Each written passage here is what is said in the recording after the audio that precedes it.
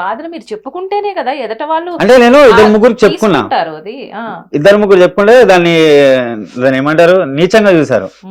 అంటే ఒక అలా ఎదుర్కొన్నారు కొన్ని. చాలా మేడం. ఇప్పుడు ఇప్పటికీ నా దగ్గర అది కామన్ పాయింట్, అందరు చెప్పే పాయింట్, అది నేనేం కొత్తగా చెప్పట్లేదు అది. కానీ అది ఎవరే మన 1,000,000 మంది 1,000,000 సార్లు చెప్పినా అది ఫ్యాక్టే. ఎవరైనా డబ్బు ఉంటేనే వస్తాడు మన దగ్గరికి. ఇప్పుడు నా దగ్గర ఫేమ్ ఉంది, ఎవరంటే నా దగ్గర డబ్బులున్నా ఎవరైనా, అది ప్రతి మనిషి చెప్పేదే కానీ అది నిజం. అది నా లైఫ్ లో కూడా అంతే అంతే. ఇప్పుడు వస్తారు మేడం. ఇప్పుడు నా దగ్గర బెల్లం ఉందేమో ఈగలు లెక్క అందరు వస్తారు చెత్త నా కొడుకులు. నిజంగా చెప్పాలంటే నేను బాధలు ఉన్నప్పుడు నా కొడుకు రాలే, ఇప్పుడు వస్తారు. ఎందుకంటే ఇప్పుడు నాకు ఒక ఫేమ్ వస్తుందని. అంత చెత్త నాకు. నేను అందుకోసం నేను ఎవరిని పట్టించుకోను. రామ్ గోపాల్ లెక్క ఒక్కరిని ఉంటా, మంచిగా ఉంటా, హ్యాపీగా ఉంటా. ఎవరిని చెడుగా చెయ్యను, నేను వాళ్ళ దగ్గరికి పోను. కానీ నా లైఫ్ లో ఎవరైనా ఒకడు నన్ను అరే తిట్టేటోడు ఉన్నాడంటే వాడు ఒక్కడే అంజిగాడు. వాడు ఇప్పుడు సినిమాకు మేనేజర్, వాడు పెద్ద పెద్ద సినిమాలకు ప్రొడక్షన్ మేనేజర్ చేస్తాడు. నాకు ఇండస్ట్రీలో 4 సినిమాలు ఇప్పించింది వాడు ఒకడైతే. నేను ఇందాక చెప్పా కదా డైరెక్టర్ అని, అతని పేరు చెప్పాలి వద్దో అర్థం మళ్ళా ఏమనుకుంటాడేమో వాడు. అంటే నా ఫ్రెండే వాడు, కార్తిక్ అని. వాడు ఇప్పించాను నాకు. ఇది అమెజాన్ లో హర్ చాప్టర్ 1 అని ఉంది కదా, ఆ సినిమాలో ఫుల్ లెంత్ క్యారెక్టర్ చేశారు రోహన్ శర్మ తోటి. దాంట్లో క్యారెక్టర్ ఇప్పించింది అతను. ఇప్పుడు నరేష్ అగర్సేది వస్తుంది ఒక సినిమా రీసెంట్ గా, ఇప్పుడు రిలీజ్ ఉంది ఒక 1 month లో. అతను నా ఫ్రెండ్ అంజీ అని, వాడిపిచ్చాడు నాకు. వీళ్ళిద్దరు తప్పిస్తే ఎవరితోటి ర్యాప్ ఉండదు. ఇంకా నాకంటే నేను చాలా మంది నా రూమ్మేట్స్ ఉన్నారు, ఇప్పుడు చాలా పెద్ద పెద్దలు ఉన్నారు. వాళ్ళ పేర్లు ఇప్పుడు మీకు చెప్పాను, ఆఫ్ స్క్రీన్ లో మీకు చెప్తాను, మీరే షాక్ అవుతారు. కావాలని మీకు ప్రూఫ్ కూడా చూపిస్తా. వాళ్ళు కష్టాల్లో ఉన్నప్పుడు ఏ ఒక్కళ్ళు రాలేరు. నేమన్ ఫేమ్ వచ్చిన తర్వాత అందరూ నువ్వు నాకు ఫ్రెండ్ రా అని అంటున్నారు.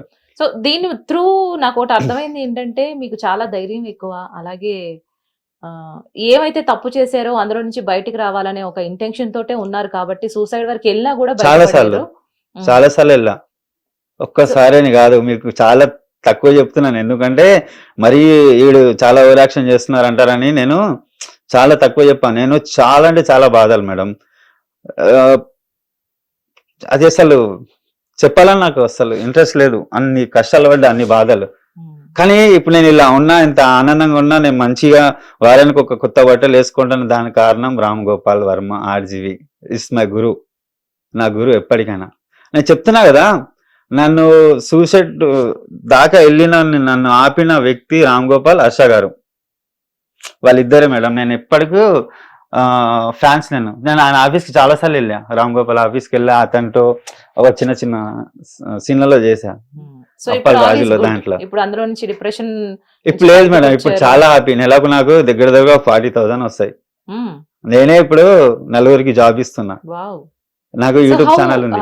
ఇట్లా లైక్ ఇప్పుడు మీరు అన్నట్టు మీరు ఒక లైఫ్ ని ఇన్స్పైర్ చేసుకొని మీ లైఫ్ ని తీసుకొని ఇంకోటి మీరు మర్చిపోయారు, ఫ్యామిలీ ఎందుకు దూరం అయింది అన్నారు కదా. ఒకటి ఫ్యామిలీ బెట్టింగ్ ఆపాల దూరం అయింది. దాంట్లో దగ్గర 10 నుంచి 15 లక్షలు. అదే నేనే 10 నుంచి 15 లక్షలు అక్కడ పోయినాయా. తర్వాత నా ఫ్రెండ్ ఎవడైతే ఒక యూట్యూబ్ ఛానల్ పెట్టమన్నాడా, అది పెట్టినా.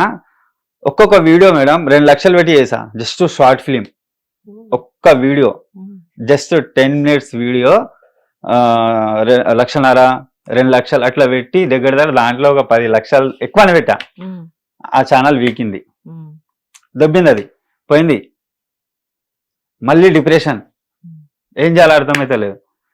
అప్పుడు మళ్ళీ ఇతనే రామ్ గోపాల్ మన పూజాన పోతే పోయింది. నువ్వు ఉన్నావు కదా, సంపాదించుకుంటావు. నువ్వు పోలేదు కదా, నువ్వు పోతే బాధపడాలి. నువ్వు ఓన్లీ అది యూట్యూబ్ పోయింది. ఇప్పుడు మనిషి పోతే తిరిగి రాడు. నువ్వు 1 కోటి రూపాయలు వస్తువు పోయినా సంపాదించుకోవచ్చు. మనం 1 కోటి రూపాయలు వస్తువు పోయినా అది 100 సార్లు సంపాదించుకుంటాం. ఒకసారి మంచి పోతే రాడు. నువ్వు కొన్ని లక్షల కోట్ల మంచి వ్యక్తి ఉన్నప్పుడు గా వస్తువు పోతే బాధ ఎందుకు పడతావని వీళ్ళే నన్ను యూట్యూబే ఇన్స్పిరేట్ చేసింది. అది పోయిన తర్వాత నేను ఇట్లనే ఎంత చూసినా మన బాధ మనకు ఉంటది మేడం. ఇన్ని దెబ్బలు పడ్డా, ఇన్ని ఎదుర్కొన్నా. తర్వాత ఒక కేఫ్ లో కూర్చున్నా, చాలా బాధపడుకుంటా.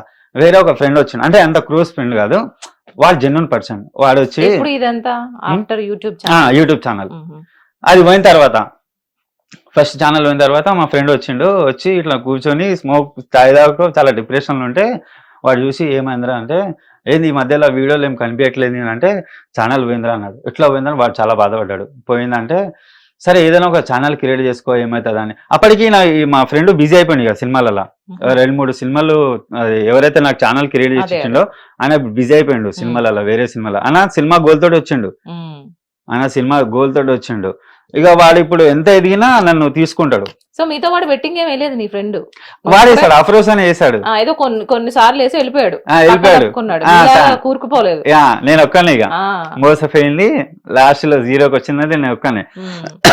ఇక వాడు వచ్చి కూర్చున్నాడు. ఏమైంది ఎట్లున్నావు అంటే వీడియోలు వస్తలే అంటే నేను యూట్యూబ్ పోయిందా అంటే ఎందుకంటే కొందరు నా ఫ్యాన్స్ డైహార్డ్ ఫ్యాన్స్ స్ట్రైక్లు కొట్టిర్రు. వీడు ఎదుగొద్దని యూట్యూబ్ పడింది. స్ట్రైక్ కొడితే మనకు అడుగుతాడు ఎందుకు కొట్టిండు ఏందని. దానికి రీజన్ ఒకటికి ఒక కంటెంట్ నచ్చదు, అది ఎంత బాగున్నా బాగలేకున్నా నచ్చదు.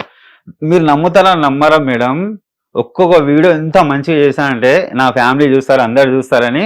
మన యాక్చువల్లీ నా నుంచి వాళ్ళందరూ దూరం ఉన్నారు, వాళ్ళు చూస్తే వీడు కొంచెం బాగుపడుతుంటా అని వాళ్ళు కొంచెం నా మీద ఆనందంగా ఉండాలని మంచి మంచి వీడియోలు చేస్తా. వల్గల్గా ఉంటాం, మంచి షార్ట్ ఫిలిం. సినిమాలో ఎట్లుంటాయి సేమ్ అదే. నాకు డైరెక్షన్ అంటే చాలా ఇష్టము.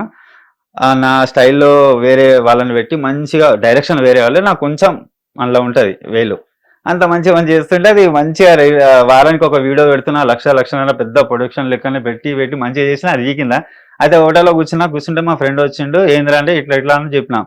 సరే ఒక ఛానల్ క్రియేట్ చేసుకుంటే ఇన్ని దొబ్బేరని వాడికి తిట్టినా. వాడికి అర్థమైంది వీడు డిప్రెషన్లో ఉన్నాడో. వాడు ఆన్నే ఉండి చాయ్ తీసుకొచ్చి వాడే సీరియల్ తాపించి ప్రశాంతంగా ఉండని 2 గ్లాసులు నీళ్ళు తాపించి, ఇప్పుడు నువ్వు నీ దగ్గర కెమెరా ఉంది, అప్పటికి కెమెరా కూడా ఉన్నా, నీ దగ్గర కెమెరా ఉంది, అన్నీ ఉన్నాయి, వీడియో చేసుకోవచ్చు అంటే నువ్వు వీడియోల గురించి మాట్లాడకని వాడికి చాలాసార్లు తిట్టినా.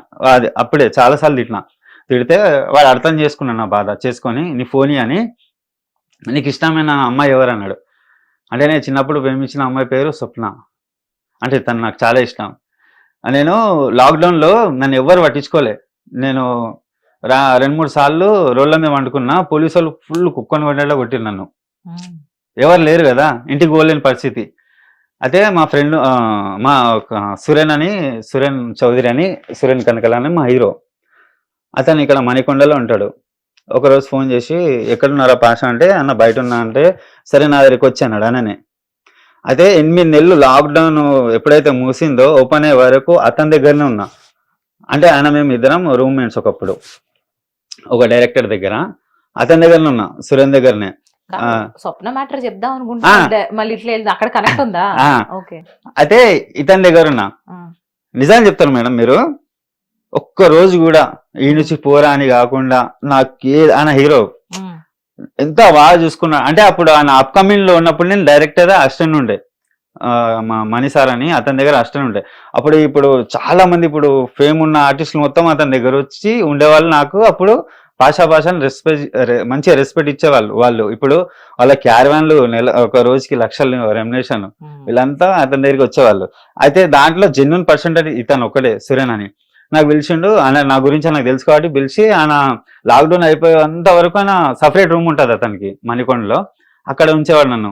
మంచిగా డైలీ తిన్నాం తాగినాం, మంచిగా ఎంజాయ్ చేసినాం, ఏ లోటు లేకుండా చూసుకున్నాడు. పాపం చాలా మంచోడు. ఇక ఆయన అడిగింది నా ఫ్రెండ్, నీకు ఇష్టమైన వ్యక్తులు ఎవరురా? నేను అమ్మ నాన్న కూడా చెప్పలే.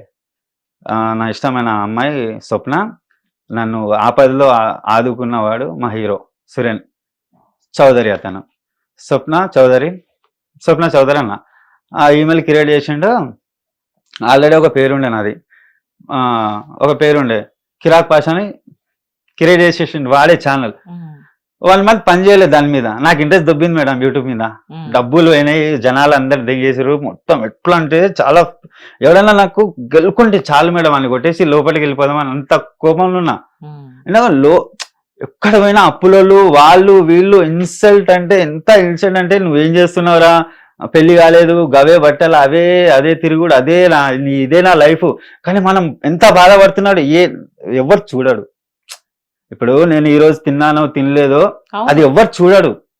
వాడికి ఏం కావాలి, అరే వీడు ఇంతేరా, వాడు అంతేరా, వీడు ఎప్పుడు ఇంతేరా, అది ఒకటే చూస్తారు మేడం. వీళ్ళకి అర్థం కాదు అసలు.